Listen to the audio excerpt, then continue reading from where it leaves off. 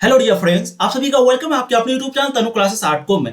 क्या आपको हिस्ट्री से डर लगता है? क्या आपको लगता है कि आपके इतिहास की जो तैयारी है वो कमजोर है? अगर आपको ऐसा लगता है तो ये वीडियो आपके लिए। जी हाँ, इस वीडियो में आज कुछ वैसे ही प्रश्नों के लेके आए हैं जो आपका डर को आज भगाएगा। अगर आप इस वीडियो के 50% प्रश्न का भी जवाब दे दिए तो यकीन मानिए आपकी जो तैयारी है वो बहुत ही जबरदस्त, बहुत ही शानदार है। इसलिए मैं आप लोगों से रिक्वेस्ट करूंगा, प्लीज इस वीडियो को लास्ट तक देखने के साथ साथ सभी प्रश्न का आंसर दीजिएगा ईमानदारी से, क्योंकि यहाँ पर वैसे प्रश्नों को चुन करके लाया गया है जो आपकी बोर्ड एग्जाम में सीधे सीधे देखने को मिलेगा। कई बार आपको पूछा भी गया है और पूछने के बहुत ज्यादा चांस है, तो यहाँ पर सभी प्रश्नों का आंसर देना अनिवार्य है। जो नहीं बनेगा उसको अच्छे से नोट कर लीजिएगा, स्क्रीनशॉट ले लीजिएगा, तभी जो है ये वीडियो देखने का फायदा होगा। तो अगर आपके इतिहास की तैयारी कमजोर है या फिर आपको इतिहास से डर लगता है तो ये वीडियो को लास्ट तक देखिए। आज जो है वो आपका डर जो है खत्म हो जाएगा। ठीक है, शुरू करते हैं। पहला प्रश्न आपके समक्ष, अस्थायी बंदोबस्त अथवा इस्तेमारी बंदोबस्त कब लागू किया गया था? अभी को कभी कभी एग्जाम में दे देगा अस्थायी बंदोबस्त, कभी कभी दे देगा इस्तेमारी बंदोबस्त। ये दोनों जो है एक ही वर्ड है। ठीक है,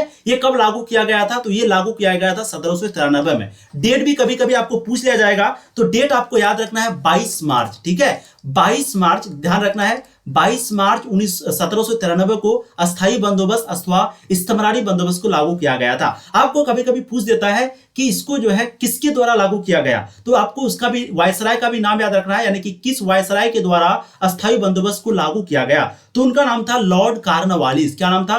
लॉर्ड कॉर्नवालिस। ठीक है, तो यहां पर आपका 3 प्रश्न बन चुका है। सबसे पहले अस्थायी बंदोबस्त को इस्तेमारी बंदोबस्त कहते हैं। अस्थायी बंदोबस्त 22 मार्च 1793 को लागू हुआ था। लॉर्ड कॉर्नवालिस वायसराय के द्वारा अस्थायी बंदोबस्त को लागू किया गया था। अगला प्रश्न है, अस्थायी बंदोबस्त कहां पर लागू किया गया था? यह प्रश्न जो है आपको कई बार पूछा गया है। आपको प्रैक्टिस करना पड़ेगा। आप जितना प्रैक्टिस करेंगे आपके लिए उतना फायदा है। ठीक है, आपको दोस्त संघर्ष करना पड़ेगा। समय बहुत कम है। अगर आप रिजल्ट अच्छा पाना चाहते हैं तो आपको संघर्ष करना पड़ेगा, क्योंकि राह संघर्ष की जो चलता है वही इतिहास बदलता है। अगर आप इतिहास को बदलना चाहते हैं, रिजल्ट को अगर बदलना चाहते हैं, तो आपको संघर्ष, आपको स्ट्रगल, आपको मेहनत जो है वो करना ही होगा। चलिए, अस्थायी बंदोबस्त कहां पर लागू किया गया था? बिल्कुल यहाँ पर राइट आंसर हो जाएगा बंगाल। ऑप्शन सी आपके बिल्कुल सही हो जाएंगे। अगला प्रश्न है क्वेश्चन नंबर 3, रैयतवाड़ी व्यवस्था। देखिए कई बार पूछा गया है, रैयतवाड़ी व्यवस्था में भूमि का स्वामी कौन होता है?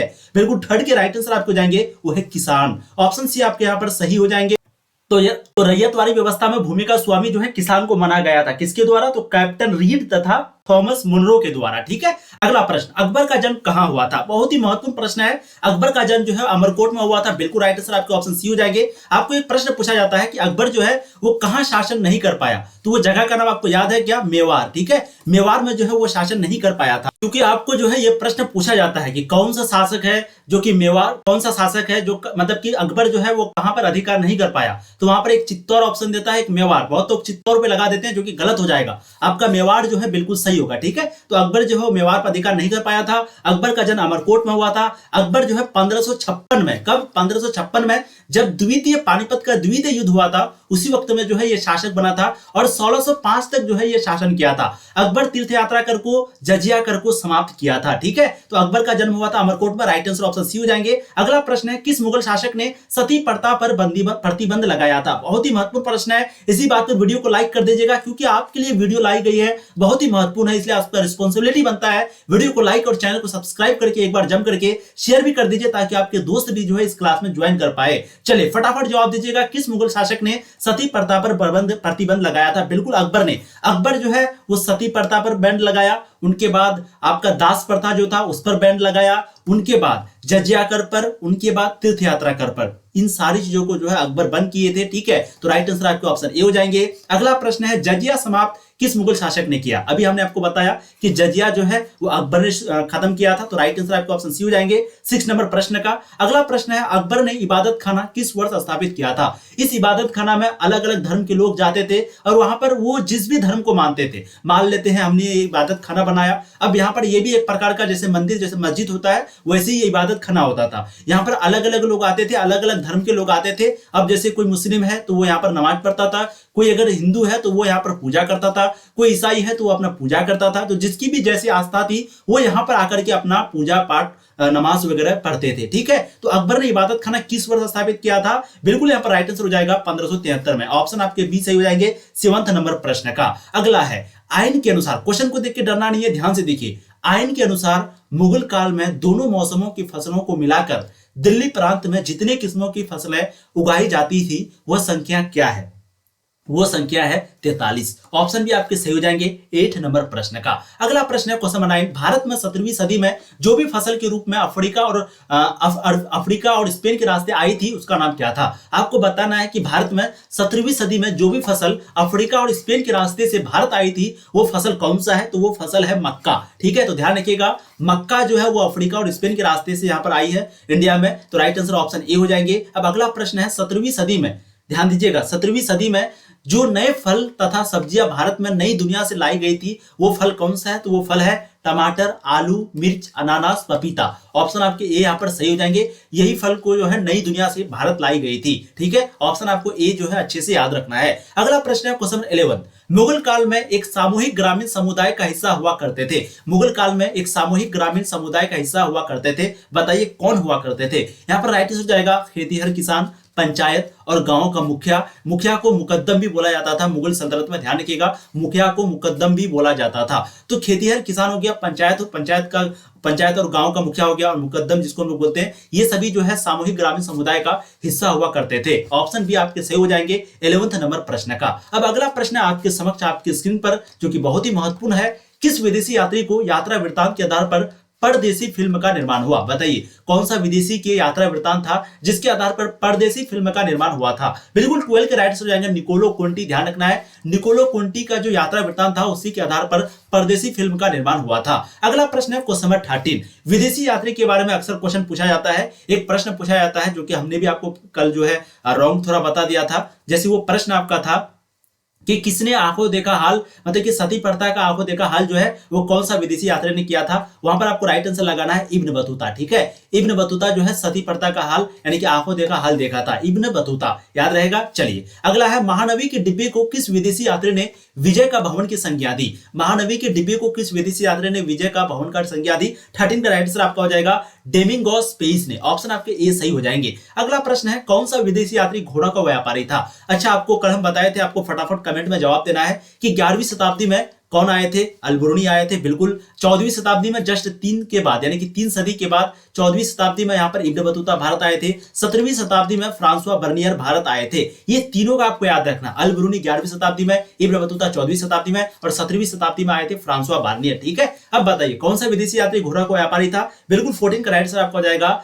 कौन कौन हो जाएगा यहाँ पर? अफनासी निकितन और फर्राव नूनीज। यहाँ पर राइट आंसर आपका डी हो जाएगा 14 नंबर प्रश्न का। बहुत जबरदस्त, बहुत ही बढ़िया, बहुत ही लाजवाब, शानदार आप लोग आंसर दे रहे हैं। अगला प्रश्न है, सुल्तान के प्रासाद में प्रवेश द्वारों की संख्या कितनी थी? बताइए सुल्तान के प्रासाद में प्रवेश द्वारों की संख्या, एंट्री करने की जो संख्या थी, द्वारों के यानी कि दरवाजा की जो संख्या थी वो कितनी थी? 15 का राइट आंसर आपको हो जाएगा 7। ऑप्शन सी आपके बिल्कुल सही आंसर हो जाएंगे। अब अगला प्रश्न है, भारत में चिश्ती सिलसिला के संस्थापक कौन थे? तो भारत में चिश्ती सिलसिला के संस्थापक का नाम है ख्वाजा मुइनुद्दीन। ऑप्शन आपके बी सही हो जाएंगे 16 नंबर प्रश्न का। अगला प्रश्न है क्वेश्चन नंबर 17। निजामुद्दीन औलिया दिल्ली के किस सुल्तान के समकालीन थे? निजामुद्दीन औलिया दिल्ली के किस सुल्तान के समकालीन थे? तो वो जो है गयासुद्दीन तुगलक के समकालीन थे। ठीक है, 17 का राइट आंसर आपका ऑप्शन सी हो जाएगा। बहुत जबरदस्त, बहुत बढ़िया। अगला प्रश्न देखिए क्वेश्चन नंबर 18। ख्वाजा मुइनुद्दीन चिश्ती साहब की अजमेर स्थित दरगाह पर सबसे पहले कौन सा सुल्तान गया? बताइए ख्वाजा मुइनुद्दीन चिश्ती साहब की जो अजमेर स्थित दरगाह है वहां पर सबसे पहले कौन सा सुल्तान गया था? तो हमने आपको ये प्रश्न कई बार करवाया है। वो सुल्तान का नाम था मोहम्मद बिन तुगलक। यही जो है सबसे पहले अजमेर स्थित दरगाह पर, अजमेर में जो दरगाह है वहां पर गया था। अब अगला प्रश्न है जो कि आपको 2 बार पूछा गया है, बताइएगा वीर शैव यानी कि लिंगायत आंदोलन के जनक कौन थे? लिंगायत आंदोलन के जनक कौन थे? कबीर थे, गुरु नानक थे, बासवन्ना थे, कराईकल थे। 19 का बिल्कुल राइट आंसर हो जाएगा बासवन्ना। ऑप्शन सी आपके सही हो जाएंगे। बहुत जबरदस्त। चैटिंग आप लोग मत कीजिए प्लीज, फटाफट आंसर देने का प्रयास कीजिए। ये सभी प्रश्न आपके लिए इंपॉर्टेंट है। मैं ऐसे ऐसे प्रश्न आपके लिए लाता हूं जो पूछने के चांस है। ठीक है, तो प्लीज कोशिश कीजिए सभी का आंसर देने का और अच्छे से मेहनत कीजिए। समय आपके पास बस कुछ दिन रह गया और ठीक है, तो प्लीज अच्छे से मेहनत करके अपने परिवार का नाम, अपने माँ बाप का नाम रोशन करें और आपका रिजल्ट जो है वो आपके साथ हमेशा रहने वाला है। और अगर आप अपना रिजल्ट को अच्छा मतलब कि बनाना चाहते हैं तो आपको स्ट्रगल करना ही पड़ेगा। ठीक है, नहीं तो फिर आप बाद में हाथ मलते हुए रह जाइएगा, यानी कि पछताते हुए रह जाइएगा। चलिए, इब्न बतूता ने भारत की यात्रा किस शताब्दी में की थी? तो अभी हमने आपको बताया इब्न बतूता जो है वो भारत की यात्रा 14वीं शताब्दी में की थी। राइट आंसर डी हो जाएंगे। अल-बुरुनी जो है वो 11वीं शताब्दी में की थी। ठीक है, और फ्रांसवा बर्नियर जो है वो 17वीं शताब्दी में की थी। हमने आपको ये कई बार बताया है। तो यहाँ पर राइट आंसर हो जाएगा डी, इब्न बतूता ने 14वीं शताब्दी में जो है भारत आए थे। चलिए, इब्न बतूता के ऊपर जो किताब लिखा हुआ उस किताब का नाम क्या है? रेहला, है ना। तो किताबुर रेहला में किसका यात्रा वृत्तांत मिलता है? तो किताबुर रेहला में हम लोगों को जो है इब्न बतूता का यात्रा वृत्तांत मिलता है। ठीक है, इब्न बतूता का यात्रा वृत्तांत का नाम है किताबुर रेहला। अल ब्रूनी का किताब का नाम क्या है? हमने आपको कई बार बताया है कि अल ब्रूनी का किताब का नाम है किताबुल हिंद। ठीक है, तो यहाँ पर 21 का राइट आंसर सी हो जाएगा। रेहला नामक पुस्तक की रचना किसने की? तो रेहला नामक पुस्तक जो है वो किसकी रचना है? तो वो आपका इब्न बतूता की रचना है, इब्न बतूता। ठीक है, यहाँ पर इब्न बतूता का स्पेलिंग थोड़ा सा मिस्टेक है, आप लोग यहाँ पर देख लीजिएगा, इब्न बतूता। तो इब्न बतूता की जो रचना है यात्रा वृत्तांत उनका नाम है रेहला। ठीक है, तो राइट आंसर आपका सी हो जाएगा 22 नंबर प्रश्न का। अगला प्रश्न है क्वेश्चन नंबर 23, खिलजी वंश का संस्थापक कौन था? आप सबको पता है खिलजी वंश का संस्थापक का नाम है फिरोज खिलजी। ऑप्शन आपके ए सही हो जाएंगे 23 नंबर प्रश्न का। बहुत ही जबरदस्त, बहुत ही लाजवाब, ऐसी आप लोगों को आंसर देना है। गौतम बुद्ध ने बौद्ध संघ की स्थापना कहां की थी? तो गौतम बुद्ध ने बौद्ध संघ की जो स्थापना है वो राज्य सारनाथ में की थी। ऑप्शन आपके बी सही हो जाएंगे। गौतम बुद्ध का बचपन का नाम था सिद्धार्थ। वो जो है कहां पर पैदा हुए? तो कपिलवस्तु के लुबनी में। ठीक है, अगला प्रश्न है जलियांवाला बाग हत्याकांड कहां हुआ था? जलियांवाला बाग हत्याकांड जो है वो कब हुआ था? कई बार आपको पूछा गया है, जैसे डेट आप दे सकते हैं। बिल्कुल 25 का राइट हो जाएगा 1919, 13 अप्रैल। ठीक है, ध्यान रखना 13 अप्रैल 1919 को जो है जलियांवाला बाग हत्याकांड हुआ था। ऑप्शन आपके ए सही हो जाएंगे। बहुत जबरदस्त। अगला प्रश्न है क्वेश्चन नंबर 26, हिंदू महासभा की स्थापना कब हुई थी? तो हिंदू महासभा की जो स्थापना है वो 1917 में हुई थी। फटाफट आप लोग आंसर देते हुए चलिए। बिल्कुल, हिंदू महासभा की स्थापना 1917 में हुई थी। अगला प्रश्न है स्वराज दल की स्थापना कब हुई? तो स्वराज दल की जो स्थापना है वो 1922 में हुई थी। राइट आंसर आपके 27 का बिल्कुल सी हो जाएंगे। ठीक है, याद रखना है स्वराज दल की जो स्थापना है वो 1922 में हुई थी। अगला प्रश्न है बौद्ध धर्म के भारत में पतन का क्या कारण नहीं है? आपको बताना है यहाँ पर बौद्ध धर्म जो खत्म हुआ तो यहाँ पर कौन सा कारण नहीं होगा। 28 नंबर का क्वेश्चन बहुत ही आसान है। देखिए, ब्राह्मणवाद में सुधार। ब्राह्मणवाद में सुधार का मतलब हम आपको बता चुके हैं कि उस वक्त में जो ब्राह्मण थे वो जो छोटे छोटे जाति के लोग थे उनके साथ अन्याय करता था। जैसे अगर तो हम वो उस गिलास में पानी पी लिया तो हम उस गिलास में पानी नहीं पियेंगे, तुम मेरे बगल में नहीं बैठोगे, तुम मेरा घर में नहीं आओगे। इस तरह का जो है अन्याय करता था जो छोटे छोटे जाति के लोग थे। तो वो ब्राह्मणवाद में सुधार होने लगा। बुद्धिजीवी लोगों की जो है बढ़ोतरी होने लगी। राजसी संरक्षण की कमी होने लगी। राजसी संरक्षण की कमी होने लगी। ठीक है, तो ये सभी जो है बौद्ध धर्म का कारण है। क्योंकि बौद्ध धर्म इसीलिए यहाँ पर खत्म हो गया, क्योंकि ये सारा चीज अब ठीक होने लगा। लेकिन बौद्ध विहारों की संपत्ति, ये वाला कथन जो है बिल्कुल गलत हो जाएगा। ये बौद्ध धर्म के भारत में पतन का कारण नहीं है। तो राइट आंसर क्या हो जाएगा? बी। अगला है गौतम बुद्ध किस कुल से संबंधित थे? तो गौतम बुद्ध जो है वो आपका शाक के कुल से संबंधित है। राइट आंसर आपके ए हो जाएंगे 29 नंबर प्रश्न का। ठीक है, अगला प्रश्न देखिए, क्वेश्चन आपके हो जाएंगे 30, निम्न में से प्राचीनतम वेद कौन सी है? तो सबसे पुरानी वेद है ऋग्वेद, जहां पर ज्ञान का भरमार है। ऑप्शन भी आपके सही हो जाएंगे 30 नंबर प्रश्न का। आपको पूछा भी जाएगा कि किस वेद में ज्ञान है, तो वह है ऋग्वेद। ऋग्वेद सबसे पुरानी वेद है। ऋग्वेदों से हम लोगों को वैदिक सभ्यता के बारे में पता चला था, इसलिए उनका नाम वैदिक सभ्यता पड़ा, क्योंकि उनकी जानकारी वेदों से हम लोगों को मिली। ठीक है, तो 30 का यहाँ पर राइट आंसर आपका क्या हो जाएगा? बी हो जाएगा। क्लास का समय आप लोग को हमने कई बार बताया है। देखिए, एक अभी आपके सुबह 6 बजे क्लास हो रही है, एक आपकी 6 बजे शाम को क्लास होगी। ठीक है, एक आपको 7 बजे महामाराथन वाला क्लास होगी, हिस्ट्री का ही, उसमें सभी को जुड़ना है। और एक क्लास आपकी 9 बजे भी होगी। जो भी सब्जेक्ट का होगा वो आपको टेलीग्राम पे बता देंगे। टेलीग्राम पे आप लोग ज्वाइन हो जाइएगा। रामायण की रचना कौन सी है? तो रामायण की रचना यहाँ पर कौन सी हो जाएगी? वाल्मीकि। बिल्कुल, ये जो है रामायण की रचना किसने की? वाल्मीकि ने की। ऑप्शन आपके ए से हो जाएंगे। मनुस्मृति की रचना मनु ने की। मनुस्मृति की रचना मनु ने की। वेदव्यास जो है वो किसकी रचना की है? तो वेदव्यास जो है वो महाभारत की रचना की है। ठीक है, चलिए अगला प्रश्न है दुर्योधन की मां कौन थी? तो दुर्योधन की मां का यहाँ पर नाम हो जाएगा गंधारी। ठीक है, दुर्योधन की मां का नाम क्या है? गंधारी। ऑप्शन आपके ए सही हो जाएंगे। अगला प्रश्न है दुर्योधन की ओर से कौरव पांडव युद्ध में शामिल थे। तो दुर्योधन की ओर से कौरव और पांडव युद्ध में कौन शामिल थे? 33 का राइट आंसर हो जाएगा भीष्म। भीष्म जो है शामिल थे। ऑप्शन डी आपके सही हो जाएंगे। भीम की पत्नी कौन थी? भीम की पत्नी का नाम यहाँ पर है हिडिंबा। ऑप्शन आपके सी सही हो जाएंगे। अगला प्रश्न है मौर्य वंश की राजधानी कहां थी? तो मौर्य वंश की जो राजधानी है वो पाटलिपुत्र थी। कौन बनाया था? तो आप सबको पता है समुद्रगुप्त जो है पाटलिपुत्र को राजधानी बनाया था। ठीक है, 35 का राइट आंसर ऑप्शन सी हो जाएंगे। समुद्रगुप्त को भारत का नेपोलियन कहा जाता है। याद रखिएगा आप लोग, बार बार मैं इसलिए बोलता हूं ताकि आप लोग को याद हो जाए, बार बार इसीलिए बोलता हूं। ठीक है, चलिए मौर्यकालीन कलिंग राज्य कहां स्थित था? तो मौर्यकालीन कलिंग राज्य जो है वो आपका स्थित था उड़ीसा में। ऑप्शन आपके सी सही हो जाएंगे 36 नंबर प्रश्न का। मौर्य प्रशासन में समाहर्ता कौन था? मौर्य प्रशासन में समाहर्ता जो है वो राजकीय कर संग्रह अधिकारी था। ऑप्शन बी आपके सही हो जाएंगे 37 नंबर प्रश्न का। अगला प्रश्न है क्वेश्चन नंबर 38, मौर्य काल में ब्रादे क्या था? तो मौर्य काल में जो ब्रादे है वो भूमिदान था। ऑप्शन आपके सी सही हो जाएंगे 38 नंबर प्रश्न का। अगला प्रश्न है क्वेश्चन नंबर 39 जो कि बहुत ही महत्वपूर्ण है। हड़प्पा सभ्यता का प्रशासन कैसा था? हड़प्पा सभ्यता का जो प्रशासन है वो नगर पालिका था। ठीक है, ऑप्शन सी आपके सही हो जाएंगे 39 नंबर प्रश्न का। फटाफट आप लोग मेरे साथ साथ जवाब देते हुए चलेंगे। जो भी प्रश्न आपसे नहीं बनेगा उसको स्क्रीनशॉट लेने का प्रयास करेंगे। हड़प्पा सभ्यता के पतन के क्या कारण थे?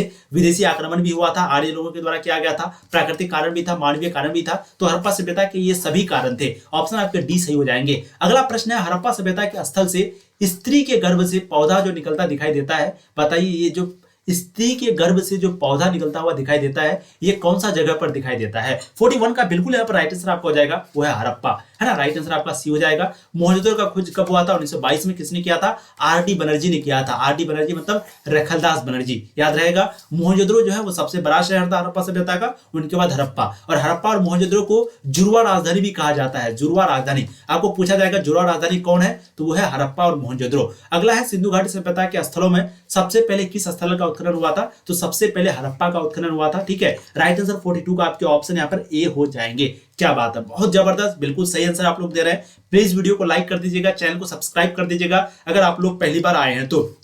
अगर आपको पीडीएफ लेना है, हर तरह का पीडीएफ जो भी हम लोग पढ़ाते हैं सारा पीडीएफ अगर आपको चाहिए सभी सब्जेक्ट का, तो 7667532320 इसमें सिर्फ व्हाट्सएप मैसेज आपको करना है। ठीक है, सिर्फ व्हाट्सएप मैसेज, कॉल नहीं कीजिएगा प्लीज। आप लोग बहुत ज्यादा कॉल करते हैं, नहीं करना है, सिर्फ व्हाट्सएप मैसेज करना है। और जो पीडीएफ ले लिए हैं उसको नहीं करना है पेमेंट। वो भी कुछ स्टूडेंट जो है दोबारा पेमेंट कर दिए थे। जो पीडीएफ पहले रुपया दे दिए हैं 249 रुपया, उनको दोबारा नहीं देना है, उनको भी ये पीडीएफ बिल्कुल मिलेगा। बाकी जो कभी पीडीएफ यहाँ से नहीं खरीदे हैं ये उनके लिए। ठीक है, आपको बहुत ही कम प्राइस में सिर्फ 249 रुपये में ऑल सब्जेक्ट का महामारथन क्लास, महामारथन PDF, question bank, objective practice set, special question, objective subjective question सारा दिया जा रहा है। जल्द से जल्द आप लोग यहाँ पर प्राप्त कर लीजिएगा। चलिए 43 नंबर बहुत ही इंपॉर्टेंट है। स्वतंत्र भारत के प्रथम राष्ट्रपति कौन थे? तो प्रथम राष्ट्रपति का नाम है राजेंद्र प्रसाद। सिर्फ यहाँ पर स्वतंत्र भारत यहाँ पर देखिए घुमाने के लिए कुछ भी कर देगा वो लोग। ठीक है, घूमना नहीं आप लोग को सही से आंसर देना है। ठीक है, तो स्वतंत्र भारत के प्रथम राष्ट्रपति का नाम था डॉक्टर राजेंद्र प्रसाद। लाल बहादुर शास्त्री जो है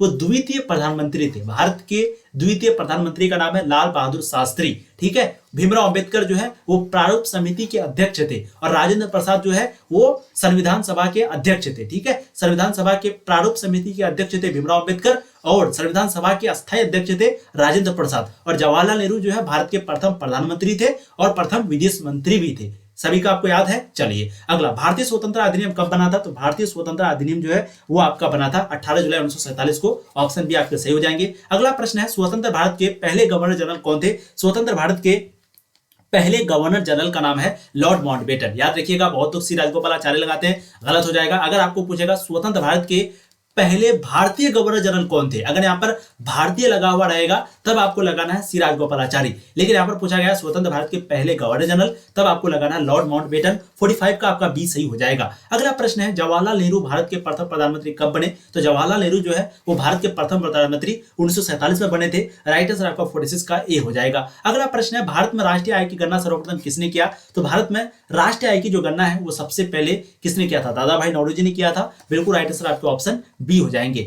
ताम्रलिपि बंदरगाह जो है वो कहां पर अवस्थित था? 48 का यहाँ पर राइट आंसर हो जाएगा बंगाल में। ठीक है, ताम्रलिप्ति बंदरगाह जो है वो बंगाल में अवस्थित था। ऑप्शन सी सही हो जाएंगे। अगला है इलाहाबाद प्रशासित का लेखक कौन है? इलाहाबाद प्रशस्ति का लेखक कौन है? कालिदास, शुद्रक, हरिसन या फिर रवि कीर्ति। 49 का राइट आंसर आपका हो जाएगा हरिसन। ऑप्शन सी आपके बिल्कुल सही हो जाएंगे। अगला प्रश्न है चाणक्य भारत के किस शिक्षण संस्था में अध्ययन किया था? फटाफट आप लोग इसका आंसर दीजिएगा। वीडियो को प्लीज जो भी लाइक नहीं किए वीडियो को लाइक कीजिए, चैनल को सब्सक्राइब कर दीजिए। यहाँ पर आपको बहुत ही जबरदस्त तरीके से, बहुत ही मस्त से आपको क्लास 12 की पूरी तैयारी कराई जाती है। 7 बजे, 6 बजे और 9 बजे की क्लास में आपको जरूर जुड़ना है। महामारथन क्लास आपके 7 बजे, हिस्ट्री की सभी चैप्टर के important point, important objective, important subjective भी कराया जाता है। ठीक है, यानी कि सब्जेक्टिव में आपको पॉइंट कराया जाता है, तो आपको 7 बजे के क्लास में जुड़ना है। बिल्कुल 50 का राइट आंसर आपका हो जाएगा तक्षशिला विश्वविद्यालय। ध्यान रखना है चाणक्य भारत के किस शिक्षण संस्था में अध्ययन किया था? तक्षशिला विश्वविद्यालय में। ऑप्शन आपके बी सही हो जाएंगे। ठीक है, और अगर आप अपनी तैयारी को बेहतर बनाना चाहते हैं तो प्लीज मैं आपके लिए, आप लोगों के लिए सिर्फ तैयार किया गया है तनु क्लासेस वेबसाइट। आपको करना क्या है? तो सिंपली आपको जाना है गूगल पर। ठीक है, गूगल पर जाने के बाद हम आपको कई बार बता चुके हैं, प्रैक्टिस करने के लिए और अपनी तैयारी को और बेहतर बनाने के लिए आप गूगल पर जाएंगे या फिर क्रोम ब्राउजर पर जाएंगे, वहां पर आप तनु क्लासेस सर्च करेंगे। सबसे ऊपर में जो आपको लिंक मिलेगा, ये वाला जो लिंक मिलेगा आपको, इसी पे क्लिक करेंगे, tanuclasses.com पे क्लिक करेंगे। ठीक है, इस पे क्लिक करने के बाद जो वेबसाइट है वो आपका खुल जाएगा। उसके बाद वहां से आप जो है बहुत ही अच्छे से तैयारी कर सकते हैं और सब्जेक्ट का मॉडल पेपर डाउनलोड कर सकते हैं यहाँ से क्लिक करके। जैसे आप यहाँ पर देख सकते हैं, सभी सब्जेक्ट का मॉडल पेपर भी आपका यहाँ पर डाउनलोड हो जाएगा। उनके बाद अगर आपको चाहिए कि आपको ऑब्जेक्टिव का प्रैक्टिस करना है सभी सब्जेक्ट का, सोशियोलॉजी, ज्योग्राफी, पॉलिटिकल, इकोनॉमिक्स का, तो उनका भी जो है अच्छे से आप प्रैक्टिस कर सकते हैं। करना कुछ नहीं है, बस गूगल पे, क्रोम ब्राउज़र पे जाना है, वहां पर आपको सर्च करना है तनु क्लासेस, TANUCLASS सर्च करने के बाद इस तरह का आप जो है ऑब्जेक्टिव क्वेश्चन आंसर सभी सब्जेक्ट का, सभी वीडियो का कर सकते हैं और सभी का एक तरफ से अपनी जो सब्जेक्ट की तैयारी है, जो भी सब्जेक्ट आपको कमजोर लगता है उनकी तैयारी आप और अच्छे से कर सकते हैं। ठीक है, थैंक यू सो मच, आपने अपना कीमती वक्त दिया। ऐसी वीडियो को लाइक कर दीजिएगा, चैनल को सब्सक्राइब कर दीजिएगा और सभी क्लास में आपको जोड़ना है डियर। और ऐसे आप लोगों को दिन दुगुनी रात चौगुनी मेहनत करके अपने पूरे परिवार का नाम, अपने माँ बाप का नाम रोशन करना है। थैंक यू सो मच, मिलते हैं अगली क्लास में। जय हिंद।